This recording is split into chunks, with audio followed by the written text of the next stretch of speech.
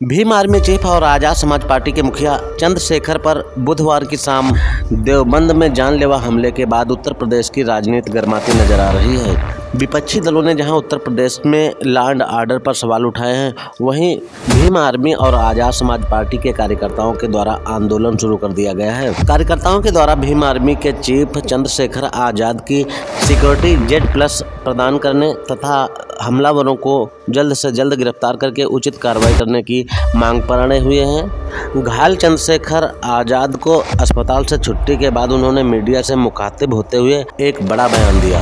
बयान में मौजूदा उत्तर प्रदेश के मुख्यमंत्री योगी आदित्यनाथ की सरकार पर भी सवाल उठाए हैं। इस मामले में संवैधानिक लड़ाई लड़ने की बात कही। ये आज का हमला नहीं है, ये तो हमला वंचितों पे सदियों से होता है और ये कोई पहला वंचित वर्ग का कोई व्यक्ति नहीं जिसकी जान पे बनाई है। ऐसे बहुत सारे इंसिडेंट हुए, बहुत सारे लोगों की जान गई, लेकिन आज कानून का राज है। जब मेरे जैसे व्यक्ति के साथ ये हो रहा है तो आम वंचित वर्ग के व्यक्ति के साथ क्या होता है, उत्तर प्रदेश में क्या लॉ एंड ऑर्डर है, इसको हमें समझना चाहिए। और अब तक क्या कार्रवाई, ये 24 घंटे ज़्यादा आपके सामने है। मैं तो मौत और जिंदगी के बीच लड़ रहा था, लेकिन अपराधी अभी भी खुलेआम घूम रहे हैं। ये बिना सत्ता के संरक्षण के नहीं हो सकता है। क्या इंटेलिजेंस है पुलिस की, क्या उनके पास इंफॉर्मेशन है, सूत्र उनके बहुत बड़े बड़े हो जाते हैं। अब तक क्यों आरोपी गिरफ्तार नहीं हुए? गाड़ी भी बरामद इसलिए हुई क्योंकि गांव वालों ने बता दिया कि मीरकपुर में कोई गाड़ी खड़ी करके गया है। अब तक लोग नहीं मिले। ये वंचितों का बेटा है, अगर मर भी जाएगा तो क्या फर्क पड़ेगा, लोग भूल जाएंगे। ये किसी रानी का बेटा नहीं है, तो अगर उसको कुछ होगा, किसी कमिश्नर साहब से जुड़ा हुआ मामला नहीं है कि 4-5 घंटे में कुत्ता बरामद हो जाएगा। मैं मानता हूँ सरकार की घोर लापरवाही है और मुख्यमंत्री का बिल्कुल ना बोलना और बड़े बड़े दावे करना और इस घटना में ना बोलना स्पष्ट करता है कि मुख्यमंत्री सत्ता को संरक्षण दे रहे हैं, अपराधियों को संरक्षण दे रहे हैं और उनके संरक्षण में अपराधी पल रहे हैं। और ये कानून व्यवस्था के लिए, लोगों के कानून के प्रति विश्वास के लिए बड़ा खतरनाक है। अच्छा, हम लोगों ने CCTV देखा, उसमें दिख रहा है कि पीछे से गाड़ी आके चेस करती है। और क्या कुछ अगर कुछ बता पाएंगे कि आप कहाँ थे, कैसे? देखिए, मैं दिल्ली से लौटा हूँ, मेरे एक साथी की डेथ हुई, मैं थोड़ा सा परेशान था। फिर उस डेथ की सूचना के बाद मुझे आना था देवबंद में। हमारे एक साथी की माता जी की डेथ हो गई थी, उनके रस्म पगड़ी का कार्यक्रम था। उनके घर से जैसे मैं निकला, सहारनपुर की तरफ मुश्किल से 50 मीटर चला होगा, एक गाड़ी आती है। मैं फ़ोन पे थोड़ा मेरा ध्यान था, उसने जो वहाँ से गोली चलती है और वो गोली मेरे कान के पास से निकलती है। मैं अपने साथियों को कहता हूँ कि गोली चली है। पहले मुझे लगा, आवाज़ से लगा पटाखा है, लेकिन बाद में जब वो वाइब्रेशन हुई जाते हुए तो मुझे एहसास हुआ गोली, और वो गाड़ी में टकराई भी। फिर दूसरी गोली जब मुझे लगी, बुलेट जो चीरती हुई लोहे के हिस्से को गाड़ी के, और वो मुझे लगी, तब मुझे एहसास हुआ कि हम घिर गए। फिर तीसरी गोली चली, इसने मेरा आगे वाला शीशा पूरा डैमेज कर दिया। चौथी गोली पे मैं नीचे हो गया, जो गोली आपने देखा कि वो सीधी उसमें लगी। अगर मैं नीचे ना होता तो वो मेरी छाती के आर पार चली जाती। फिर वो गाड़ी 10 मीटर आगे जाके रुक जाती है। वो 2 हवा में फायर करते हैं जैसा मैंने देखा, और फिर उन्होंने फिर हमारी गाड़ी फायर किया। वो फायर जो है गाड़ी के नंबर प्लेट पे लगी। मेरा ये मानना है, उनको ऐसा लगा होगा कि हमने जो काम करने आए थे वो कर दिया, अब ये मर गया शायद, जैसा पहले कई घटना में हो। फिर वो शायद सरेंडर करने के मूड में थे, लेकिन जैसे ही मनीष ने गाड़ी को मेरे कहे से यू टर्न लिया, उनको समझ आया कि ये जिंदा है, तब वो वहाँ से भागे। हमने पुलिस को बताया कि ये गाड़ी का नंबर है, फिर उन्होंने उसको इंक्वायरी किया। पुलिस के अच्छे अधिकारी यहाँ हैं, उम्मीद है वो अच्छा काम भी करेंगे। लेकिन ये स्पष्ट हुआ कि अपराधियों में कोई डर भय नहीं है। कितने लोग थे? 3 लोग थे। 2 लोग असले से हमला कर रहे थे, एक व्यक्ति गाड़ी चला रहा था। चंद्रशेखर जी, कोई थ्रेट कॉल आया हो आपको इससे पहले, कोई धमकी? पिछले कई सालों से आ रही है। मैं लगातार पुलिस को इंटीमेट भी करता रहता हूँ। मैंने DGP को भी लिखा, गृह मंत्री को भी लिखा, मुख्यमंत्री को भी लिखा, यहाँ के पहले SSP DM थे उनको भी लिखा। लेकिन DM साहब जो पिछले थे, अखिलेश सिंह जी, उन्होंने साफ मना कर दिया कि चीफ मिनिस्टर नहीं चाहते चंद्रशेखर को सुरक्षा दी जाए। मेरे आज भी याद है ये बात, क्योंकि मैंने LIU के अधिकारी द्वारा पूछा कि भाई मैंने आपको बताया थ्रेट भी है, फिर क्यों नहीं हो रहा है? तो उन्होंने कहा भाई ये सरकार का मामला, सरकार चाहे तो दे सकती। तो मैं चाहता हूँ मुख्यमंत्री इंतजार कर रहे हैं कब चंद्रशेखर मरे, उनका काम आसान हो।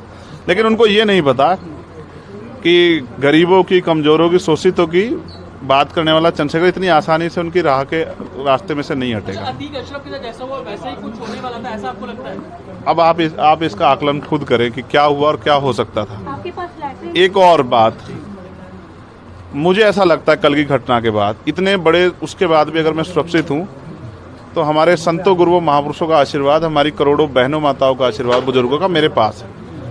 और मैं जो जिम्मेदारी मैं लेके मैदान में आया हूँ, बाबा साहब अम्बेडकर, माननीय काशीराम साहब, सदगुरु रविदास जी का जो बेगमपुरा राज का सपना है, मानवता के राज का सपना है, संविधान को लागू कराने का है, इन वर्गों को अधिकार देने का है, जब तक वो पूरा नहीं होगा मैं कहीं जाने वाला भी नहीं। एक आखिरी अब गाड़ी को मीरकपुर में छोड़कर वो अपराधी भाग जाते हैं, तो उसको कुछ और बता रहे हैं, कुछ तो कहानी कुछ और नया मोड़ देने की कोशिश हो सकता है वो चाहते थे जो गुजरों और दलित समाज में एकता बनी है वो एकता टूट जाए, ये होगा ही नहीं कभी। ठीक है, ये नहीं हो सकता है। पंचायत आप लोग कर रहे हैं अपनी मांगों को लेकर? हमारी लीडरशिप ने ये निर्णय लिया है कि जब 24 घंटे में गिरफ्तारी नहीं हुई तो हमें अपने लोगों को भी जवाब देना है, तो इसलिए शायद उन्होंने 3 तारीख का समय रखा है। मैं उसका हिस्सा बनूंगा। अमेठी के अंदर एक फेसबुक वायरल हुई है पोस्ट जिसमें आपको मारने की वो की गई है, अमेठी क्षेत्रीय महासभा कई है उसके अलावा। ठीक है, देखिए लोकतंत्र है, उनके अधिकार है, मारे या छोड़े। मैंने कहा ना, मैं पहला थोड़ा ही हूँ जो मारा जा रहा हूँ या जिसको मारने का प्रयास किया, मुझसे पहले बहुत मरे हैं, लेकिन उनको कोई जान नहीं रहा था। मुझे लोग जानते हैं तो मेरी बात पे बात आगे बढ़ रही, लेकिन मैं अपने लोगों को मरने नहीं दूंगा, ये भी मैं उनको संदेश देना चाहता हूँ। घटना होने के बाद ये पोस्ट किया है अमेठी क्षेत्रीय महासभा से कि इस बार तो बच गया, अगली बार नहीं बचेगा। देखो, मैं गोली से डरता नहीं, मैं गोली से बंदूकों से नहीं डरता हूँ, मैं संवैधानिक रास्ते से चलता हूँ, संविधान को मानता हूँ। गोली चलाने वालों को भी कहना चाहता हूँ, कुदरत उनको सद्बुद्धि दे, गलत जगह पंगा ले रहे हैं। मैं झगड़ा नहीं चाहता, मैं अपने लोगों को भी ये कह रहा हूँ कल से शांति बनाओ को और संविधान के रास्ते चलो। वो हमें डिस्टर्ब करना चाहते हैं कि जो हम राजनीतिक ताकत हमारी बन रही हो कमजोर हो जाए, हम दूसरी दिशा चले जाएं।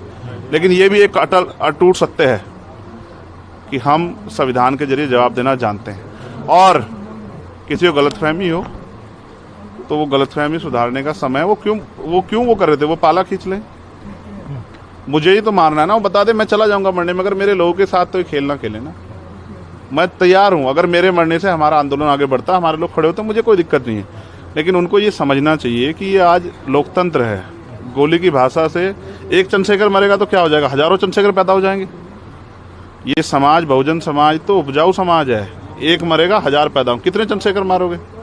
और मारो गोलियों में, सत्ता का संरक्षण आपको है, मुख्यमंत्री आपका अपना है, खूब चंद्रशेखर को मारो, हर जिले से चंद्रशेखर पैदा होंगे। पहली घटना लेकिन बाबा साहब अम्बेडकर और माननीय काशीराम साहब को सपना पूरा करे बगैर संविधान को लागू करवाए हम लोग जाएंगे नहीं। चंद्रशेखर भाई, पहली घटना आपके साथ मुजफ्फरनगर में हुई, दूसरी अब देवबंद में हुई, क्या लगता है कि आसपास का क्षेत्र, उससे पहले बुलंदशहर में? अगर पहली घटना पे ठोस कार्रवाई हो जाती तो अपराधियों के हौसले कमजोर होते। लेकिन मैंने कहा ना कि एक रानी का नहीं, एक प्राइमरी स्कूल के हेडमास्टर का बेटा है, एक गरीब माँ का बेटा है, तो मर जाए क्या फर्क पड़ा, किसी को क्या फर्क पड़ता है? उनका रास्ते कांटा आसान से निकल रहा है, तो इसलिए उनको लगा कोई वो नहीं। लेकिन जनता समझ रही है, मेरे एक एक खून का जवाब मेरे लोग जो है ना मुझे संरक्षण दे के लेंगे, और वो सबक सिखाएंगे इस भारतीय जनता पार्टी की सरकार को, जिसके अब संरक्षण में गुंडे पल रहे हैं। एक आखिरी सवाल है, क्या ये पॉलिटिकल अटैक था आपको लगता है? पुलिस जांच कर रही है कि मेरे मरने से किसको फायदा हो सकता है, कौन मुझे चाहता मैं मर जाऊं। पुलिस जांच कर रही है, मुझे उम्मीद है पुलिस फेयर जांच करके, कोई मैनिपुलेट करके नहीं, सही जवाब देगी कि उन्होंने ऐसा क्यों किया। चंद्रशेखर का जो कद बढ़ रहा है देश के अंदर, कई मुख्यमंत्रियों ने भी अब ट्वीट किया है, ओवैसी ट्वीट कर रहे हैं, कहीं और कर रहे हैं, तो इस चीज को क्या ये लगता है? कुछ भी गलत होगा तो लोग बोलेंगे।